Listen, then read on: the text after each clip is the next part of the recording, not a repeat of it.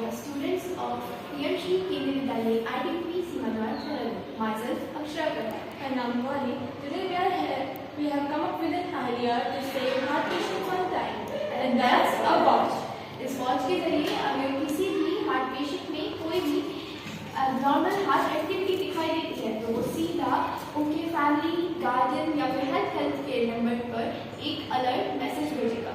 और इस वॉच में हम लोग एक ऐप इंस्टॉल करेंगे जिसके जरिए अगर किसी भी हार्ट पेशेंट में कोई भी एबनॉर्मल हार्ट एक्टिविटी दिखाई देती है तो वो सीधा उनके फैमिली मेंबर गार्जियन को एक कॉल सेंड करेगा।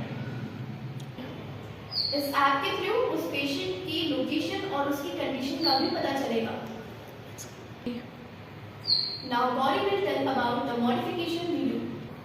इस घड़ी के अंदर हमने एक ऐप को इंस्टॉल करा है जिसकी वजह से हम पेशेंट को हार्ट अटैक आने के बाद भी हम